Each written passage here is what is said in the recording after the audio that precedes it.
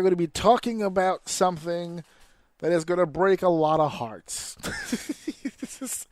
This is going to hurt some feelings, and it's all right. It's okay. Look, listen. If I've illustrated anything from this show today, I have empathy. I am empathetic. I feel for you. I really do. But we got to talk about it. So Karrion Kross and Scarlett, from what I understand, from what I've been reading, their contracts were up over the weekend. They were offered deals, but I guess the deals that were offered not up to snuff. They did not like the deals they were offered and decided not to sign. And so they are going to be free agents. Now, remember, for everybody who says the 90-day clause, 60-day clause, that is not in effect here. They did not get released in the middle of a contract. They did not quit during the middle of a contract. Their contract is over. They fulfilled their requirements. They could be on AEW. He could be on the AEW on Wednesday if he wants. But yeah, they're no longer with the company, and we're starting to see a gap, and it's becoming larger and larger every year, I feel. There is a difference now. I'm starting to see it now more than ever. Than the people who love wrestling and live completely on the internet, and then the people who go to the wrestling shows. There seems to be some disconnect there. And I made a comment before I even found out that they weren't going to re-sign him. I had made a comment when I found out that they were offering him a deal. This is before I found out that he wasn't going to take the deal and that he was officially leaving the company. I don't know if you saw the post. Steph saw the post and was cracking up. For everybody who was chanting hashtag We Want Kross and chanting at the shows We Want Kross, I had said on Facebook, I said, hey, you guys cashed in all your chips on Truth. Maybe next time. Okay? You guys already went in on one guy. You got him rehired. They put his ass right back in catering where he was before. And now you guys want to speak up on behalf of Kross. Should have saved it. Should have saved it. I don't know why you went to back for a 50-something-year-old man when you couldn't have went to back for Kross. You might have saved him. But it is what it is. You can't fight for fucking... You don't think it's going to work? You don't think the chanting's going to work? No. I was surprised it worked for Truth. Because it never works. It never really works. Every now and again, maybe. But that's only when the interests align and they just bring that person back regardless. This was the first time, Truth was the first time I felt like it was the chance. And we said it on the show. I don't get it. I don't understand. What you want him back to do what? He wasn't doing anything. And then they brought him back. He cut his hair on TV, and then he didn't do anything. They don't want him here. You say that you want him here, but you chanted Truth's name the whole time he was gone, which was maybe a week. Then they brought him back, and they put him in the closet like a coat, and none of y'all motherfuckers have said anything since. How many R-Truth chants have we heard since his return? None. They didn't actually want him back to do things. They just wanted him back. He was a blankie. Just a comforting thing to see on television every now and again, juking and jiving. They didn't want him to turn heel. They didn't want Ron Killings to come back. They wanted Truth. The giggly old grandpa who walks around doing goofy shit. That's what they wanted. And Kross is not that. But we said it on the live. Didn't I say this on the live? I said I didn't get it. What does he do that stands out amongst everyone else? His promo is just as good as everybody else. His in-ring is just as good as everybody else. His psychology just as good as everybody else. There's nothing about him. And they agreed because they got rid of him. So Jeez. It is what it is. It is what it is. Joe said, "Oh, I like Kross." Was not able to give me a reason why. Just liked him. That's it. There wasn't anything real specific about him. And that seems to be the vibe with everybody. There were people online, hijack it. Hijack it. That's what we need to do. Everybody needs to hijack the show, right? And let's get it all over the TV. We want Kross. We want Kross. Let's get it. And then Monday Night Raw happened last night. Did you see Raw yesterday? No. Okay. You know how many chants Karrion Kross got yesterday on Raw? All night? From the beginning of the show to the end. You know how many times we got that chant? I'm saying all night. You heard it all. That's what you're voting all night? Yeah, is that what it was? Was it all night? It wasn't one goddamn time. It wasn't one goddamn time. And then when people went online, they were literally online saying, "Hey, everyone needs to do this. Everyone needs to chant." And then no one chanted. And then when the show was over and nobody chanted, everyone went, "Well, the reason why nobody chanted was," and then here comes the fucking excuses. Well, this happened and then this happened and then I think they were in Canada. They were in Canada, yes. Well, they were in Canada. That's why they didn't chant Kross's name. I thought he was over. Yeah, they were in this Century Videotron. That's what the fucking building is called, Century Videotron. They were in Quebec City, Quebec, Canada. And I'm like, well, that's why they didn't chant. They were in Canada, so he's not over everywhere. He's just over where? Certain parts of the States? Maybe. They probably would have chanted in Las Vegas. That's his hometown. New York probably would have done it just to be a troll. Chicago would have done it to be a troll. But would Des Moines, Iowa have chanted for Kross? Probably not. Topeka, Kansas? Wheeling, West Virginia? I don't know. Where did you stand on Kross again? When we last spoke on him, I wanted to see him outside of. I wanted to see him in different feuds. I wanted to see him with someone else, something different. But you brought up the topic that his contract was coming up, so I'm like, all right, well, as long as he resigns and we get to see him with something different, I think he'll be fine. But I don't think this was the program for him and Sammy. Yeah, now we're here. I know they were building towards it, and it's fine, but Sammy's just one of those. I don't know.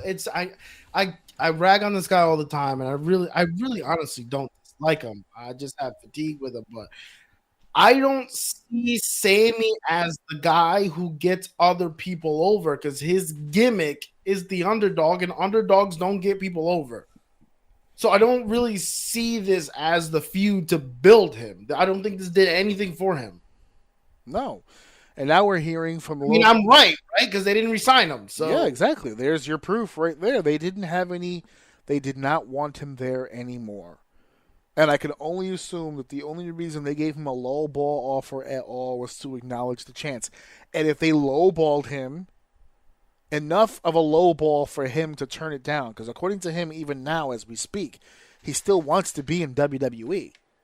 That video I sent you, I got to watch a bunch of it. I didn't watch the whole thing from beginning to end, but I seen at least 70% of it, and a lot of the theme of that video is I don't want to leave here. I grew up wanting to be here.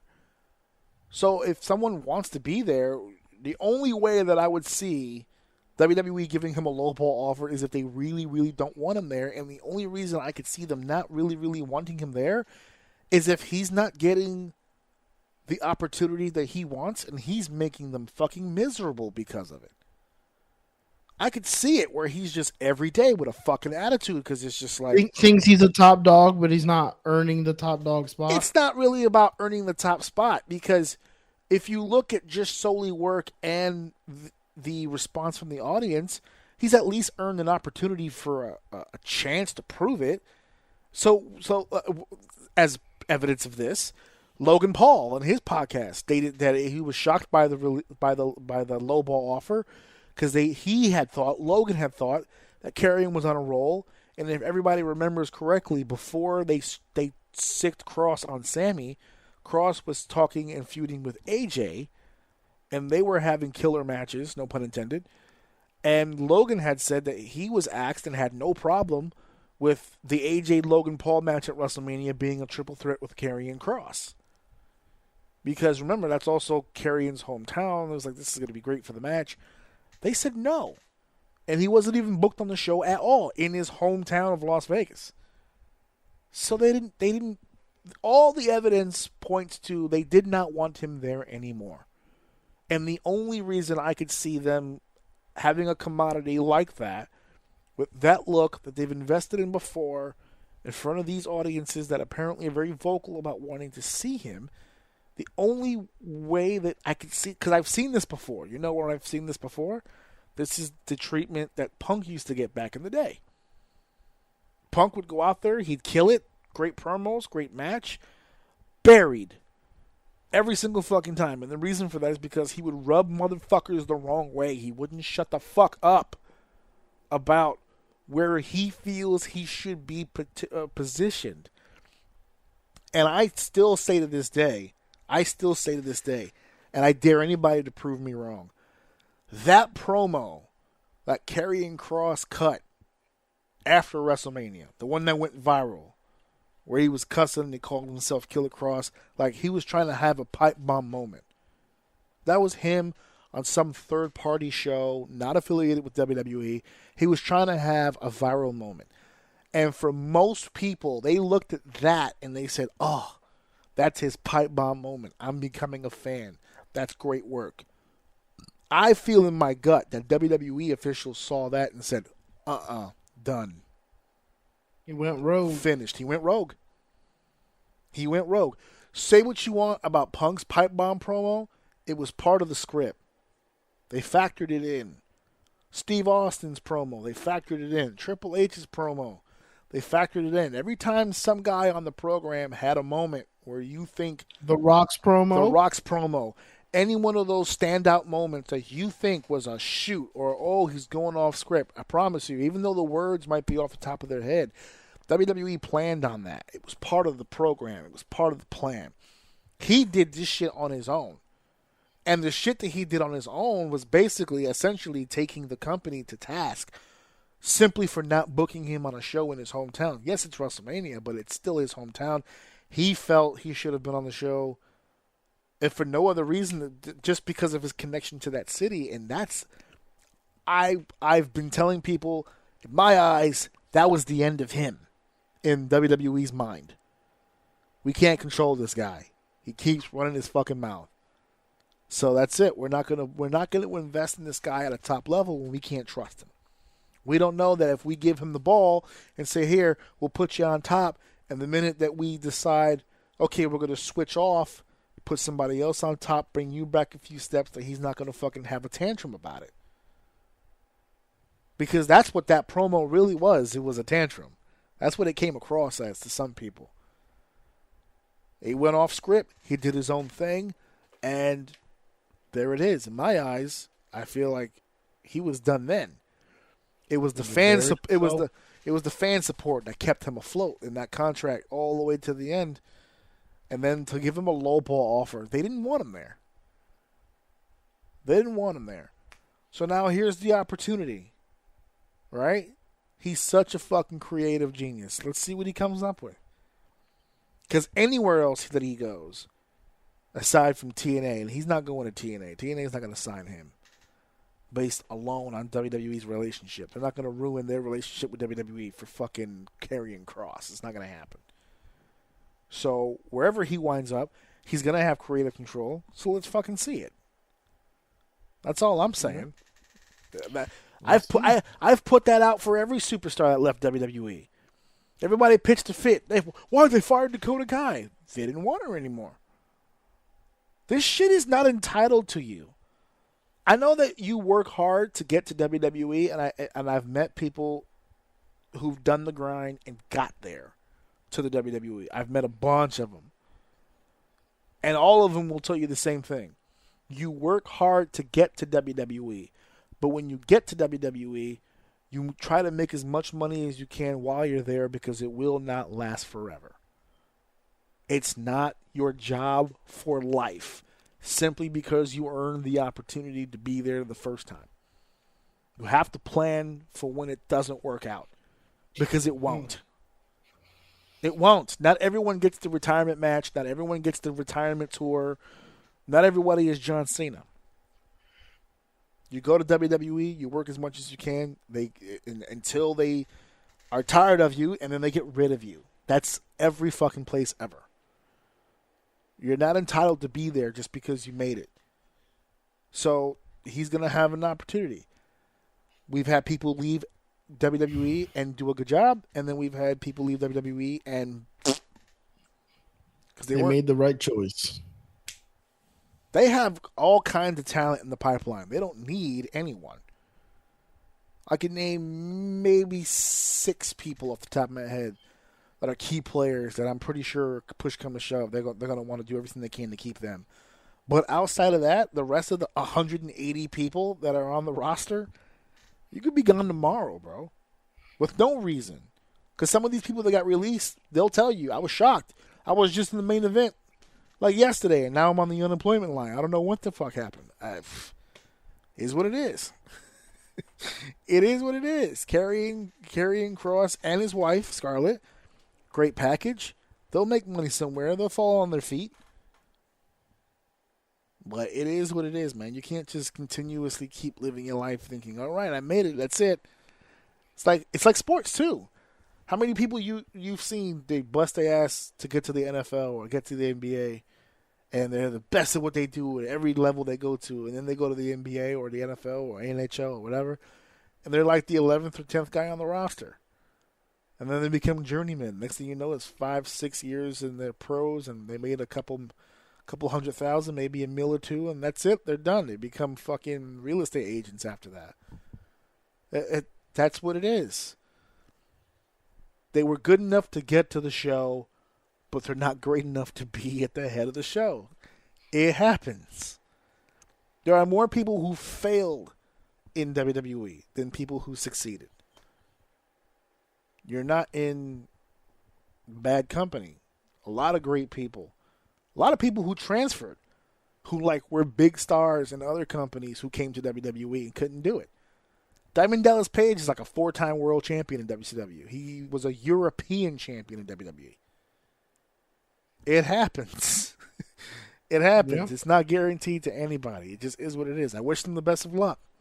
I hope personally that he is able to go out here and show people. That's what I want. That's what Cody did. That's what Drew did. That's what Bobby Lashley did. There's a lot of people who they were told, we got nothing for you. They left, they made something, and they brought that something to WWE, and they all became WWE champion. So there's opportunity. He's been fired once before and brought back. This is his second time being fired. Not fired, actually. This time he wasn't fired. The contract was up, but still. So, any points on Karrion Kross? I mean, we've seen it. Like everything you just said, we've seen it happen. You gave great examples of those who can do it. So if it is his, if it truly is his, I want to be here, it's not over. There's one thing Hunter has proved is it's not personal, it's business. Mm-hmm. And if you can bring me back some business, I'm going to give you some business. If you give him something he can sell. One cool thing about the thing that we watched, the Unreal, is his conversation about Punk. No, I'm not. He's the same person. No, I'm not fucking dealing with him. Mm-hmm. Not dealing with him. And then one moment we both talked to each other and he was like, Punk said, I think he's different. I said, I think he's different. Let's do fucking business. Yeah. And that's it. And they made money. There's no better place in the world right now if you're a wrestler. WWE, I don't think, has been any more accessible to anyone who can bring business. Yep. That's up to you because they don't make business people anymore. This is a new era. You have to come with some heat. Mm. They'll put the rocket on your back, but you need to come with some heat. And if you don't have it, I'm going to release you into the wild. Go find it, bring it back, and we will do business. Absolutely. With no issues. Zero issues. Zero. And you know, I Be hate. motivating because at the end of the day, you wrestlers are fucking entrepreneurs. Like this is part of the journey of being a wrestler. Yes. Like WWE isn't something you can just apply to get in, be trained, and work. This isn't anything new. The problem is that there was kind of like a gatekeep in front of it. If you didn't have the look, regardless of what you had behind you, you couldn't get in. Nowadays, if you got some shit behind you, you're probably gonna get in. So Yeah. it should be more motivating today to be a wrestler if you want to get to that level, because if you can put together a package, you're probably going to get in. So Yeah, let's see what he does. Was it Tony Mamaluke? I think it was Tony Mamaluke. We were sitting down, hanging out one day. It was me, Mamaluke. Was it Homicide? I can't remember. It was It was me, a few students, and then Tony Mamaluke and somebody else. Can't remember who it was. But the important part was Tony. Tony told me one time. He goes, work ethic, passion, a love for the business. Those are all things that you need to succeed in it. And those things can get you to the WWE. But once you get to the WWE, none of those things matter anymore. You still need them to compete and to stay in WWE, but that's not what they're looking at. They're looking at the package as a whole. You're a product. That's it. You consider yourself a wrestler. You're not. You're a product. And they're in the business of selling products. If they have a product that they can sell, then that's what it is. I get a lot of shit from people because I crap all over Lyra Valkyria. And I saw something today that wowed the fuck out of me. Because I saw somebody posted, I get a lot of shit in my recommended. It's all, my whole YouTube shit is all wrestling, right? So I get shit from all over the place. There's this guy who does evolution of entrances. He just makes compilations. He shows what your entrance looked like in 2004, 2005, like each year how you evolved in your entrances. And sometimes he goes further back. Like, for instance, Kevin Owens is a WWE superstar, but he'll start from the Ring of Honor days or his days at PWG, and he puts in the entrances all in the same video. Somebody put together a Lyra Valkyria video of when she was on the Indies, what her entrance looked like all the way to the way it looks today. And it's quite an evolution. Obviously, once the WWE production gets a hold of you, of course it's going to look phenomenal. But what I saw from her indie entrances all the way to now, while the costume and the gear and the presentation looked better, each cascading year, her energy just got lower. I saw her earlier, because you know what my complaint about her is that there's nothing really special about her. Blank face, blank expression. She almost looks lost every time she does something. I saw the earlier footage. I never got a chance to see her indie stuff. I watched her earlier footage. She was animated as fuck. I said, oh my God, why is this woman not on television? She was funny, and she made faces, and she all those moves you see now, clean, crisp execution, all that stuff. But she had a personality. She had funny music. There was one year when she came out, and there was like a dance to it or something. She had personality. I was like, what the fuck? So the bird shit they're making her do on purpose? Because she had the same name on the Indies. Her name was just the Valkyrie. They came up with Valkyria and Lyra, all this stuff later. On the Indies, she was just Valkyrie. And she had all this personality. I said, where the fuck is that? Why is she on the big show looking and acting like this? I couldn't get it. But, again, I have to remind myself, it's the machine. Right? It's the machine. That's why when people get upset, well, why did they release this person? They ain't even give them a chance to show what they can really do. Because they got rid of them because they couldn't do what they asked them to do. It doesn't matter what they can do. Can you do what I am asking you to do? If you can't do what I'm asking you to do, then it doesn't fucking matter what you can do. Right. then you got to go. You're taking up a spot. I need to bring in somebody who can do what I asked them to fucking do. I always bring up the Seth Rollins thing. When, was it Terry Taylor? I forgot who it was that was said. You're excellent at French. We speak English here. It's a completely different ball game. What you did over there, phenomenal. But we need you to do something else here. And again, the fans, well, why did you hire them?